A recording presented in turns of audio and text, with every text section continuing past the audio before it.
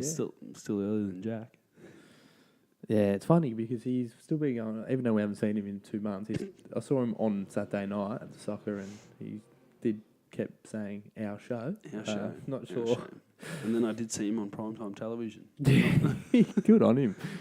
He's building quite the resume there. He is with his acting career. Need to get him an IMDb, I reckon. What's next? What is next? Maybe he's the next Batman. If they sort of take it down another path, if they sort of go, if they want that sort of 5'6" little bitch Aussie sort of less like obviously big buff molded plastic, more everyday Batman. What suits 2018? You want more of that beta role, just sort of like because girls are more into that these days apparently. Yeah. Do you think that they could wind it right back and not even have like all the moulded plastic, just have like the bed sheets sort of thing? Jack just running through the streets of Montmorency. With itchy undies.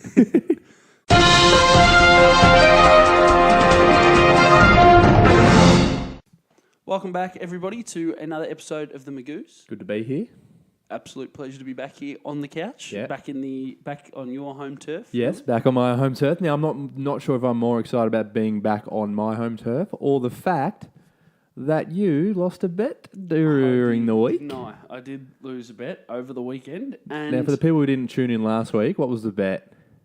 it was Geelong v Richmond. Yeah. If Geelong won, you had to become a Richmond member in their final five, trying to get to 100,000 that we spoke about last week. Mm-hmm. If Richmond won, I would have to...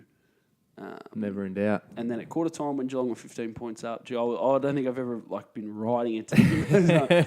But unfortunately, I lost, so I am, it might be hard to see, but a Richmond member. Yeah, that looks Jake, pretty. congratulations on becoming a 2018 Richmond member. So my package will arrive in the mail in 2 to 3 weeks after the date of my purchase, which was Tuesday, I think. Your card will be active for the 2018 AFL season, so remember to keep it in a safe place. In the rubbish. In your heart. Yeah. In the rubbish, you reckon? Oh, stings. So you're not going to actually use it? I can't see myself going to any Richmond. Really? No. Even if they play a team that you'd like to watch? No. Carlton I'll only. watch it on the TV. Yeah, well, that's fair enough. You're going to at least let someone else borrow it? I don't support Richmond. No. I just have to be a member. No, at 96 when we made that bet, weren't they? Yeah, I think that's like since gone to 97. Well, So it's I'm getting one of the closer and faithful. closer. Look at you. Imagine that. I could be a part. Well, I am already a part of history, so You are. because I'm in the highest ever membership numbers. So That's true. You can tell your grandkids that. that's true. They'll be like, I thought we go for Carlton. Yeah. and that's right. You know, That's we right, still Jake. haven't seen That's a right, flag. Jake the Third. We haven't won a game in 85 years. That's good. But I'm pretty happy with it though. I'm very glad I didn't have to fork out the $40 for that. That's a bit more than that. Very actually. good. Just to go over quickly, just more. last week's round, we had Port Adelaide beat the Dogs. Yep. Sydney Easy. beat West Coast. Do you reckon Sydney could be the real deal? Absolutely. Yeah, I think that They are right where they want to be. They just sort of plod along. they do, don't they? An interstate club goes under the radar. Everyone knows that, but they are really just. Everyone's talking about Richmond West Coast, and these guys are just Sydney the only team to beat West Coast this year. Beat them both twice. times. Yeah, good on them. Watch this space. I reckon. Yeah, they'll go deep. I think. Yeah, they're one of the three, aren't they? Yeah. I think for mine. If they finish third, though, they'll have to play at the G or Perth. You'd think that's that going might to be be the interesting only to see thing. those top two spots. How close to the end those are still available, because that'll make for some really good watching. If in the last round the top four's undecided and tight, and the top two even more so, it could go a long way to deciding who wins it. That's it. Who else do we have? We had Freo beat your mob. Next, Now that is. We don't have to go over that if you want. St Kilda beat the Suns in an absolute fanatic how's finish. that right? So I know you said last week that the Suns, with the quarters, they'd lost 19 quarters in a row, and it could have become had the worst stretch of football of all time. So they managed to win the first 3 quarters, and then so they ticked that off. But then they went goalless again in the last quarter for the 4th time in a row. So in Is that right? In the last month? They've kicked 2 points in the last 4 quarters of their football. Is that... I haven't really heard much about that. Is that a fitness thing? What it was just... Oh, who knows what it is. Stu Jew just telling them to take it off the last 20 minutes of training? Like, it's just incredible, isn't it? Like, they haven't scored a goal in the last 4... So that's 30 times 4. How many minutes of footy is that? 120 minutes. 2 hours of That's a hours game. of footy. Yeah, It's a game of footy. 4 quarters. Yeah. So that's an incredible. I love how you take the heat off your boys for not kicking goal in the first half. But anyway, yes, but if Carlton don't kick goal in half in the first half this week against Collingwood, then I'll bring it to the table. Yeah, because then that's 4 quarters. That's true. Fair call. And St Kilda released the pressure for, I guess, a little bit. Imagine if they'd have lost that game up there to the Suns. Begs the question. I know they had a really good last quarter, but how could you get so far behind? Would be the other. But 30 minutes is a long time in football, and not just on the field. But I remember, especially when the Suns refused to score in that quarter. I remember at 3/4 time, I actually watched it here. And I was with a mate, and we were talking about Alan Richardson and how what's good like, what's the Do they fate? leave him up there? Yeah, well, does he go at the end of the year? Blah blah blah, because they're putting up an awful season, and then literally 30 minutes later they get one of the best comebacks of the season, and it's like, well, you're safe for now then. Yeah, you in this round until next week. Until next time. Hawks beat Adelaide, and Richmond, as we already said, beat Geelong. Few buys last week as well. Suns cost me tipping. Did they? Yeah, I was going to say not too many upsets there. A lot of home teams, but I still tip Richmond, even though I bet with you Geelong don't tip against them at the G. I bet against them. I just didn't tip against them, as we saw with our membership wager. Yeah. So not a different bet. No. Yeah. So on that though, that was a good game though. It was a cracking game. It was a good game. It was 20 points in the end. Now begs the question. Tim Hodges, who's the AFL 360 producer, he tweeted after that. He said Geelong v Richmond was the highest rating Sunday home and away game of the AFL in Fox Footy history. Said that good team still playing good footy, and it's still great because there has been the last few weeks people saying where's the game at, all this sort of thing. So obviously it's still in fine hands, but then if you dig a little deeper, James Brayshaw on Triple M also said that the AFL has been arrogant in the way that they've put their Friday night time slot scheduling in. I think he's got a good point there. I think a lot of these games that we're sort of scrutinising are not that they're bad games, but we weren't really expecting them to be good games. Yeah. I think that another thing that came up out of that game and from that tweet, it's obviously a high rating game for Fox Footy, but there was a lot of people on Twitter saying, why isn't this game on free to air? And I mean, people obviously don't understand the broadcast agreement and all those sort of things, but it was just a little bit not odd. I mean, I can see why Fox Footy paid for it, and they pay the money, so they reap the rewards in a rating sense. Yeah. But to have one game on a Sunday, and I know that it all works in with the Thursday night footy of when Channel 7 take their allocated games and stuff. But it was interesting to have a standalone game. I mean, it doesn't bother me. I've got Foxtel, but I'm not an idiot. So yeah, true. But there is like it's more for the dads out there who want to watch the footy with their kids, and they can't. Foxtel's not. There's also a Richmond list. Away game too. It was also a Richmond away game. So I mean, I would assume that would have made it harder for some members to get in. Yeah. Even though the crowd wasn't massive, but which is a problem in itself. But it was an interesting Sunday afternoon game, and the Tigers just continue to grind out wins. So good for them. Yeah, good for them and us members. I agree. Just before we get into it, there's been a massive stuff up. It's not football related. Optus, can you for people who are not really aware, which they probably are, because if they're listening to this, it means their internet's working fine. What's been happening with Optus? Do you have Optus and Fetch TV? Do you have the Optus? We actually do. I am with Optus, but I don't have the. Okay. I haven't been watching much of the World Cup other than Australia, but I'm Optus and have had Fetch TV for a while and all that, and horrific. Yeah, horrific service. Overpriced, underdelivered. Yeah, it's honestly just incredible. But when they bought it, was it 4 years ago they bought the rights? Nah, 2 years ago. But still, even when they first bought it, a lot of people were coming out saying that they didn't have the capacity to do it anyway. So why have they gone? They just didn't want someone else to have it. It was like, well, we can afford to have it, so we might as well. And then it's just what a backfire that is. Terrific, that is huge. And then they've had to give some of the rights to SBS, and it's just not.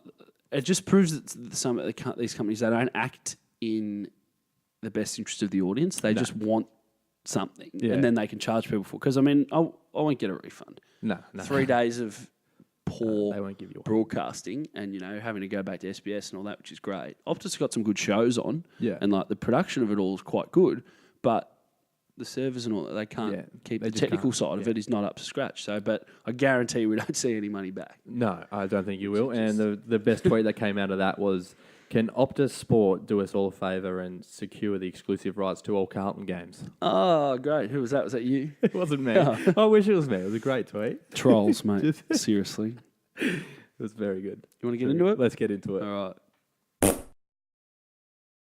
Benny? Yep. Something's caught your eyes on the socials. It absolutely has. If it hasn't caught your eyes on the socials, I don't know where you've been living, football-wise. But just not on social media, there's been a bit of a campaign with the Adelaide fans during the week. Isn't it? Yeah. There's something brewing there. You know, there's obviously problems with they're talking about their camp that happened at the start of the year that keeps coming back up every week. We don't care, to be honest. Because they're not winning. That's why. Because they're not winning, so they always there's got to be somewhere you can blame other than just not winning. But so you're a big fan of AFL Nuffies and set pages. Yeah. If this isn't the top of the Nuffy page, I don't know what would be. They've started a hashtag and a campaign. The hashtag is We Want Answers AFC. Now, so as we were saying, they're demanding. The fans are finally demanding answers. You know, apparently the club haven't been on the forefront. They haven't been, telling them what's going on and stuff like that. So they've been using this hashtag mainly to do with, as I said, their playing year and the training camp that took place. So on their main campaign run list, they've got things like who came up with the collective minds thing, what exactly happened on this camp, injuries, why so many, all these sort of things. But then my personal favourite, Jake, was updates on the website photo gallery hasn't been updated since last year. God, people need their new desktop backgrounds. I mean, fair dinkum. What are they doing? I just love the whole... ask the hard-hitting questions and then just copper. You just imagine like this group of 4 or 5 really angry people sitting around a computer, and this bloke up the back just leans over and goes, tell them about the photo gallery thing. Like, it's almost good point, Billy. Exactly. It's like, well, 4's not enough. We need 5 just to round it off. Like 4's like, not much of a problem. We've got a real list. Real hard-hitting. Where are those photo updates, Adelaide FC? We want bloody answers. But the best thing I reckon that's come out of this as well is people, other like just random people's tweets again on this hashtag. Non-nuffies who are just stirring the pot and stirring it well. They've with the hashtag We Want Answers Adelaide Football Club. We've got things like why didn't Tex play in the grand final? Very much of a how you going? Why does round pizza come in a square box?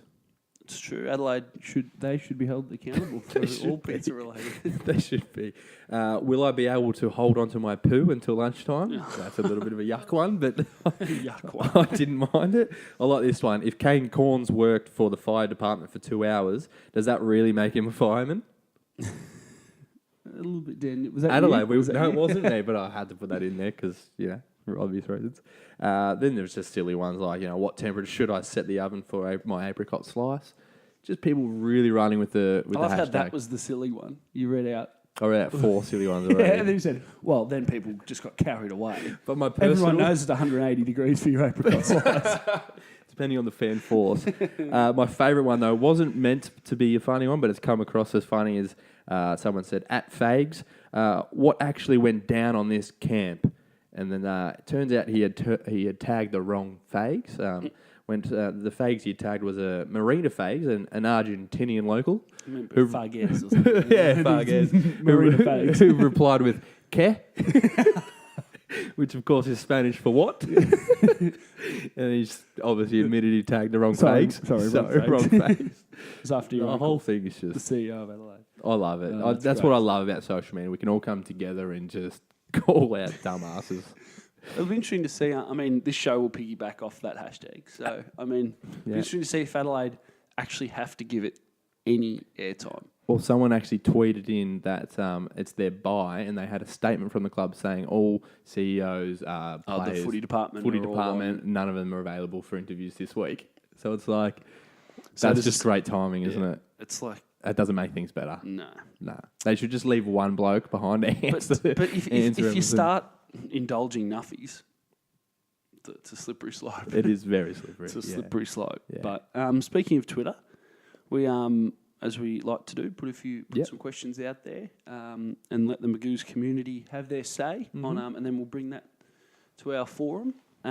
So Dustin Martin, in what seems to have been the trend this season, umpire contact, sort of was demonstrating a situation on umpire and how he either thought he should have got a free kick or shouldn't have got one against him. We obviously don't know for sure, but he sort of put his arm out and like moved the umpire away and then sort of motioned. He was showing him. Yeah, he was sort of like reenacting, I guess, what had happened, and that obviously caught the eye of many people due to the amount of suspensions and stuff there has been in the AFL this year. So we said, should Dusty have been suspended for his contact because he got away with a fine, which is his second fine for the year. Okay, yeah. And 65% of the Magoo's community said yes, that he should be, which left 35 saying no. So I went on my my personal account and I voted yes. But not because I want him to get suspended. I just think on precedence and what's been going on. Yeah, I mean we've seen a lot of It's sort of I think it's up to the AFL to clean this whole thing up. Yeah, well apparently they were saying that Michael Christian was saying that they've changed the rule, but I don't know. It's just there's seems because after there was one of the early ones they said just do not touch umpires, which is fair enough, and then. They come back with this and they go, well, no, now we've changed the rule that it's going to... Because imagine if Fife and Dustin Martin were both ineligible for the Brownlow. Well, yeah, we just turn one, whatever, just shambles. And probably Tom Mitchell should have also got a week. So, like, do we just cancel the Brownlow? And then, it's not on. It's not on this year, sorry, guys. We still have the red carpet, though. Fourth in line. Who'd be fourth in line to that throne? Oh, I'm not sure. Someone from Sydney. They're pretty good. Yeah, they are pretty good. But because McRae's out injured as well. I think one of the umpires or a couple of them come out and actually stated that they don't want these players to get fines or suspended because it's starting to ruin the relationship between... Now, I know obviously most people are like, well, they shouldn't have a relationship to start with, but I think it's healthy for the game in the sense that, everyone's sort of human at the end of the day, and it's sort of those sort of things. Like, these umpires aren't robots. If you get forcefully... If there's forceful... It depends on... I think there's so much context to there each is, one. but it's just hard when you make sweeping statements like, we don't want anyone to umpires, and then someone does it, and you go, well, actually, the rules say that you can. Yeah, well, the AFL are notorious for those sort of things. We'll put a Band-Aid on this rule, but then other things pop up from that. They don't think 2-3 steps down the track. So that was interesting. The Magoo's community wanted to see Dustin Martin rubbed out. That is interesting. And just on Twitter as well, we didn't do this poll, just another poll. Love polls. Polls are great. The Herald Sun came out with a poll. This is to do with your club, actually. It said, who is the best candidate to captain Carlton in 2019? Mark Murphy, Patrick Cripps, Sam Doherty, or other. Now, 65% said Patrick Cripps. Yeah. Now, that's a bigger poll, bigger audience than our community. Don't say that. So far, we don't paywall our community, so it's all right. That's the point of polls, though, is that it gives you the percentage. You don't need to say the sample size. Yeah, no, you're right. Yeah. Okay, well, 65% said Patrick, and then 28% said Sam Doherty. So Mark only got 5%, and then others said 3%. Don't know who they were. I didn't really read into the other. Who cares? Well, I think that it's a co-captain setup. Do you think between those top two? Doherty and Cripps. Yeah. I think that's a good idea. Have a really solid the general down back. Maybe I'll have to start like a Twitter campaign. Yeah. We want co-captain CFC. I can only imagine how that's going to turn out. I'm sure it'd be great. It'd be beautiful. It'd be good. Yeah. You want to do Magoo's moment very, very quickly? Yeah, of course. I've got a nice little one here. So World Cup fever, obviously, has hit everyone but Optus. And so South Korea at the World Cup playing against Sweden. Yeah, I don't know. Yeah. I get confused between Sweden and Switzerland in my own mind. That's fair enough. Well, is it? Well, anyway, no. Digress. And to stop them getting spied on, like spy and see, like the different setups and stuff at training, and who would play where and stuff. The coach Shin Tae-yong made the players swap their jerseys. The South Korean players all swapped their jerseys. So, and he said, it is very difficult for Westerners to distinguish between Asians. And I just think that is like that. His quotes. Absolutely, it was not me. That is just as you're an underdog in a game, which unfortunately would have been a great story if they had won the game, but they didn't. But because they still had the wrong jerseys on going into the game. So their right back was playing at striker, and So this tactic was it's just so unbelievable to see that such like a local level thing. It's so Magoo's, yeah. It'd be like, when you've got this really good kid come back from Northern Knights, something to play in the under-16s, and you just put a crappy number on him, like that's brilliant. Number 61 or whatever. That at this high elite level, that in a World Cup in the biggest sporting event in the world, that at training they can fade into, anonymity purely because they've swapped tops with the bloke next to them. And I love it. Sweden were, I think it was revealed that they were from a hotel balcony with a telescope watching them train. Literally. Really? Yeah. And they probably knew the players anyway. Yeah. Those sort of blokes. That's great. As Shin Tae-yong says, it is very difficult for Westerners to distinguish between Asians. Heard it here first. And that is the Magoo's moment of the week for some underhanded local level tactics from the South Korean World Cup squad. Benny, let's get into it then, hey? Let's do it. I think we've been gone into it for about 20 minutes already. What I meant by you, I meant your segment. You meant the segment, Cane Corns of the Week. All right, let's get into that. Not the segment, a segment, your segment. No, the segment, not the capitals like this is the segment you have to tune in for. But the segment, Cane Corns of the Week. Cane Corns of the Week, ladies and gentlemen. It's a good one. Well, it's not a good one. Well, anyway, no, I shouldn't have said. But I'm sorry, I shouldn't. This is a terrible start. This week it's going to Jeff Kennett, the Hawthorn CEO. Now, I wish I could just give CEO, President? Sorry, President, my bad. Yeah, thank you for the clear up. Kane. That's how much little I give a flying shit about him. How much little I give. I wish I could just give it to him just for being Jeff Kennett, but this week I'm giving it to him for another reason. So he came out and wrote a letter to the Hawthorn members during the week, and he said he was disappointed with Saturday night's turnout of 26,000 people. He stated something like, for a club that has a near 80,000 members, most of whom are pets. Well, that's one of my points. Not like us Richmond members. We're all people. We're all people. So he said that with near 80,000 members, there's only 26 that came to the game. Is he he's got to be a bit delusional, I think. There's so many factors that go into why. Especially it was bitterly cold. It was bitterly cold. As you said, your pets don't count. Your hamsters, your cats, your dogs, none of that. Well, pet rocks if you've even can sign them up if you give them. Sean Burgoyne's 350th too.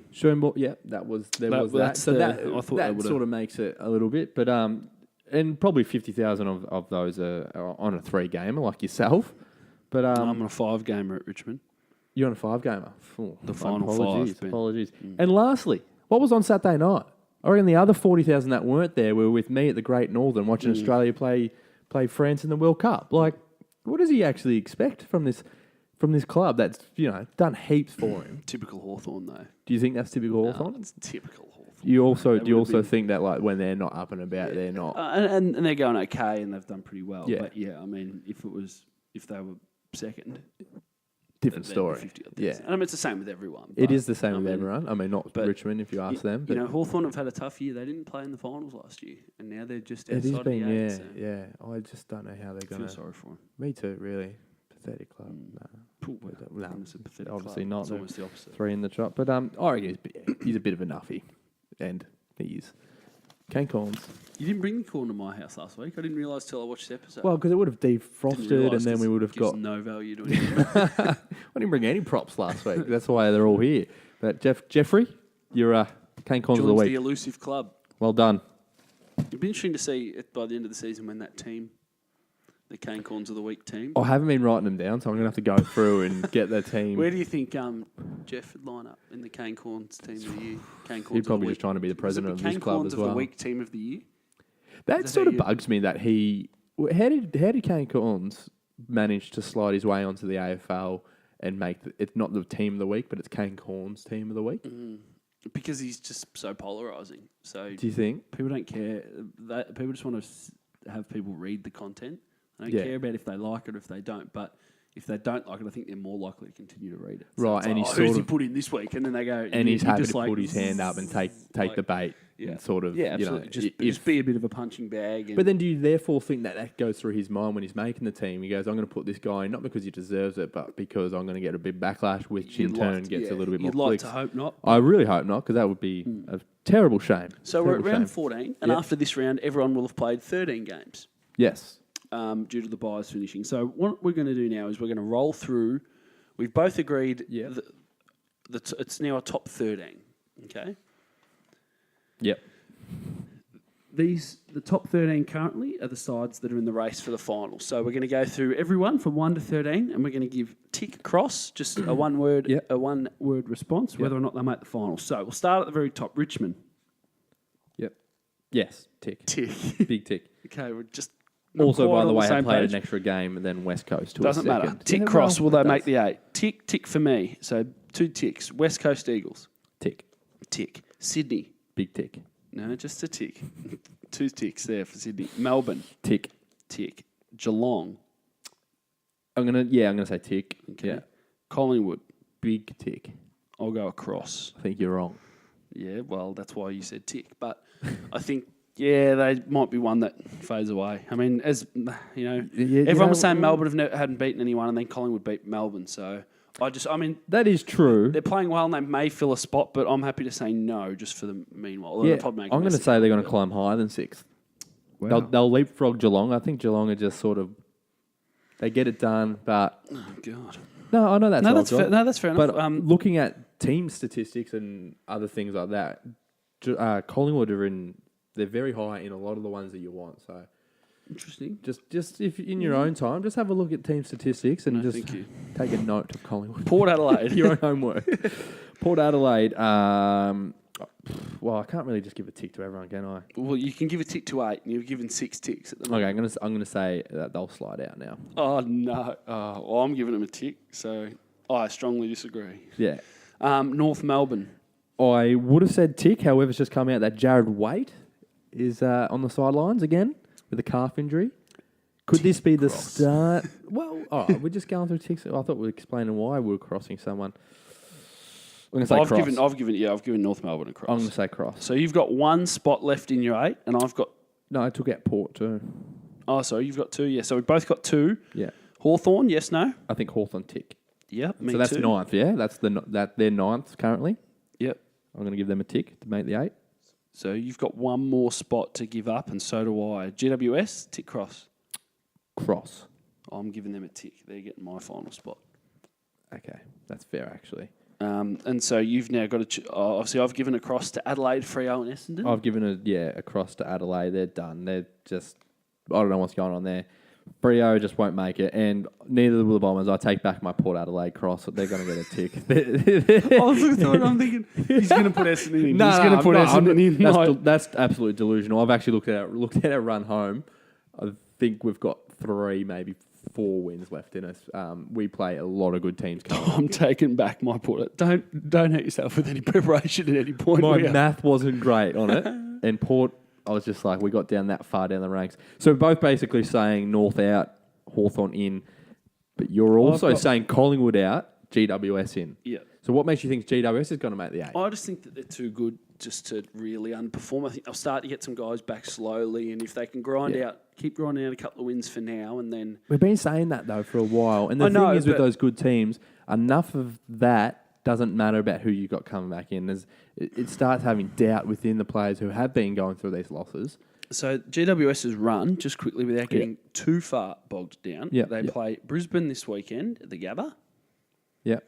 Hawthorn at Spotless. So that's a game they're going to have to win to make the 8. And then they play West Coast, so they lose that. Then they play Richmond at Spotless, another game that at Spotless they can get the... So they're going to have their work cut out for them. They play Port Adelaide at Adelaide Oval.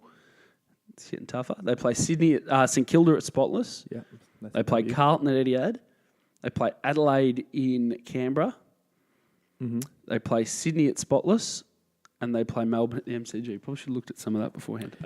So big X from me. Big X. Okay. For me. That's fine. No, I still think that they're good enough. I had them as a top 4 side, so I still think think everyone that, did at the think that start. they can reach that and they can make a bit of noise. Because there's other things that with some of hit those the finals injuries, a running. lot of professional commentators, if you want to call them, they've been saying that it might be best to sort of put them away and put them away, just worry about next year, get everything good again. I'm not sure if do coaches at that top level really think like that. No, I you want to can't play, you want to win your games. not until you're really gone, because you don't get sacked. But I think we're just about done. We are. You've got one final thing just to take us out. Well, I on? didn't have a Twitter beef. I didn't have a Ben's Twitter beef, but I did have a great Twitter comment that came that I stumbled across. Realestate.com came from my feed, my football feed. That Nikki Brownless was selling her home, and God. the best comment on here was at Ken_58. Comes with no grass. Gary already cut it. Excellent. Brilliant. Thanks for watching the Magoos this week. We'll be back again next week as always. Enjoy your round 14 of football, and we'll see you next week. Yeah. Cheers, guys.